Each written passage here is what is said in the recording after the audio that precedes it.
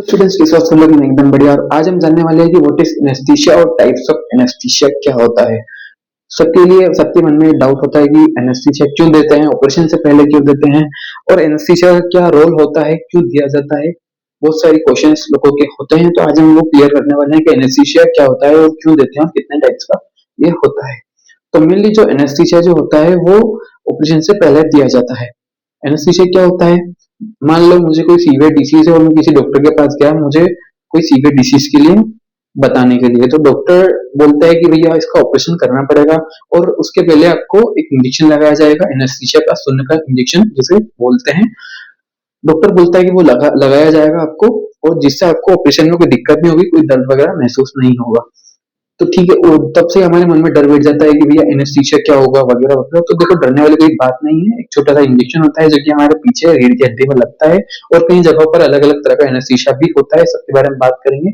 अभी हम समझते हैं एनेस्थीसिया क्या होता है। देखो, एनेस्थीसिया जो होता है एक ड्रग होता है जो कि हमारी बॉडी में जाकर के हमारे जो सेंट्रल नर्वस सिस्टम होता है, जो हमारा तंत्रिका तंत्र, जो हमारा ब्रेन ब्रेन होता है, ब्रेन पूरा सिस्टम है, ब्रेन से बॉडी का कनेक्शन जो होता है उसको ब्लॉक कर देता है। क्या? एनेस्थीसिया। एनेस्थीसिया क्या काम करता है? ब्रेन और बॉडी के कॉन्टेक्ट को रोक देने का काम करता है, जिससे क्या होता है, बॉडी में हो रही अलग अलग सर्जरी का पेन हमारे ब्रेन तक उसका सिग्नल नहीं पहुंच पाता, और ब्रेन को हम इतना पेन महसूस नहीं होता है, जिससे हमें ना पेन महसूस होता है और ना हमें कोई दिक्कत होती है। तो ये एनेस्थीसिया का रोल होता है। एनेस्थीसिया इसलिए ही दिया जाता है ताकि पेशेंट को ऑपरेशन के वक्त बिल्कुल भी दर्द वगैरह महसूस ना हो। जो भी एनेस्थीसिया वाली बात, एनेस्थीसिया के ड्रग भी कई टाइप के आते हैं, अकॉर्डिंग टू पेशेंट कंडीशन। सो अभी हम बात करते हैं एनेस्थीसिया कितने टाइप का होता है। देखो, एक चीज और मैं आपको बता दूं कि एनेस्थीसिया हर कोई नहीं दे सकता, कोई डॉक्टर वगैरह एमबीबीएस डॉक्टर नहीं दे सकता। एनेस्थीसिया देने के लिए एक पर्टिकुलर डॉक्टर होता है जिसे एनेस्थीसियोलॉजिस्ट कहते हैं। ये भी एमबीबीएस एमडी ही डॉक्टर्स होते हैं, जो कि एनेस्थीसिया एक अलग विभाग होता है, उनमें से ही होते हैं। इनका काम सिर्फ एनेस्थीसिया देने का ही रहता है, और पेशेंट का पूरा ध्यान रखना कि उसे एनेस्थीसिया से हो रही कोई प्रॉब्लम ना हो, और बाद में उसे कोई दिक्कत ना आए, या पूरे ऑपरेशन के चलते उस पेशेंट को कोई दिक्कत ना आए। पेशेंट को भी ध्यान रखनी चाहिए बात की, डॉक्टर को सारी चीजें बतानी चाहिए कि भैया हमें ये पहले बीमारी हो चुकी है, हमें बीपी, हमें शुगर, हमें वगैरह वगैरह जो भी है सब चीजें डॉक्टर को बतानी चाहिए, ताकि ऑपरेशन के वक्त वो डॉक्टर पूरा रेडी रहे, कल कोई भी रिस्क हो तो सब चीजें रेडी रखे। तो अभी हम बात करते हैं एनेस्थीसिया कितने टाइप का होता है। मेनली जो एनेस्थीसिया होता है वो थ्री टाइप्स का होता है। क्या क्या? एक जनरल एनेस्थीसिया, लोकल एनेस्थीसिया और रीजनल एनेस्थीसिया। इनके भी कई टाइप्स होते हैं, तो अभी डिटेल में बात करते हैं। सबसे पहले हम लेते हैं जनरल एनेस्थीसिया। जनरल एनेस्थीसिया का काम होता है, इसे सबसे पहले तो हमारी सर्जरी से पहले ही इसे दिया जाता है। ये भी दो टाइप का होता है, इनहेलेशन और इंट्रावेनस एनेस्थीसिया। जनरल एनेस्थीसिया के टाइप बता रहा हूं मैं, इनहेलेशन और इंट्रावेनस एनेस्थीसिया।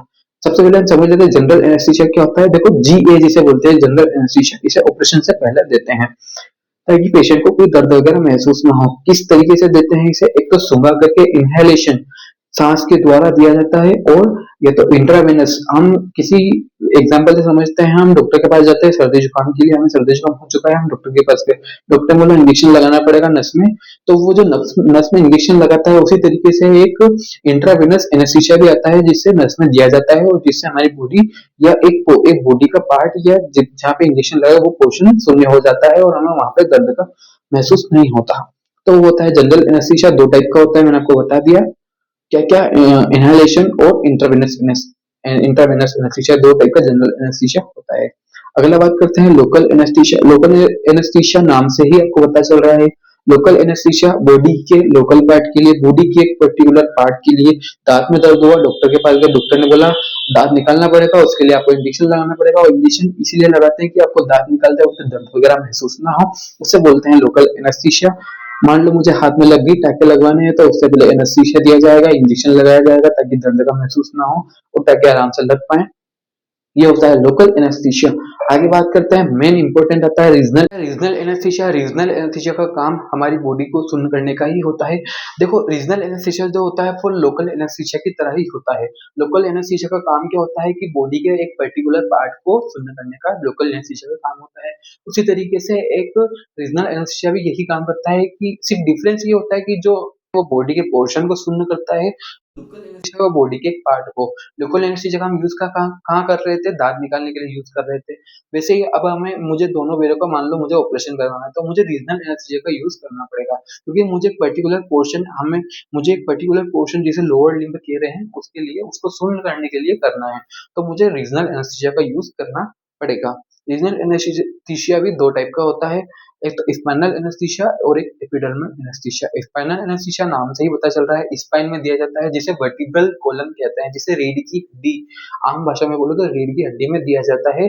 रीढ़ की हड्डी में भी एक बोन्स होती है L4 और L5, लंबर वर्टिब्रा में L4 और L5, उसके बीच में इसको इंजेक्ट किया जाता है, एक नीडल के द्वारा, एक सुई के द्वारा बीच में चुभाया जाता है, अंदर लगाया जाता है, जिससे क्या होता है, हमारी बॉडी और ब्रेन का कनेक्शन टूट जाता है और हमें पेन वगैरह ब्रेन तक नहीं पहुंचता, पेन वगैरह हमें महसूस नहीं होता। एक और होता है एपिडर्मल एनेस्थीसिया, ये भी स्पाइनल एनेस्थीसिया की तरह ही होता है, इसे भी स्पाइन में ही दिया जाता है, जो कि हमारी स्पाइनल कॉर्ड होती है, उसका जो टिश्यू होता है उसके अंदर, जिसे ड्यूरामीटर स्पेस कहते हैं, वहां पर इसको इंजेक्ट किया जाता है किसी इंजेक्शन के द्वारा। तो ये होता है हमारा एनेस्थीसिया और ये होते हैं हमारे एनेस्थीसिया के टाइप्स। होप से आपको ये टॉपिक इंपॉर्टेंट लगा हो। ऐसी और कई वीडियोस जानने के लिए बने रहिए, किसी और टॉपिक को जानने के लिए बने रहिए। तब तक के लिए मिलते हैं, बाय बाय।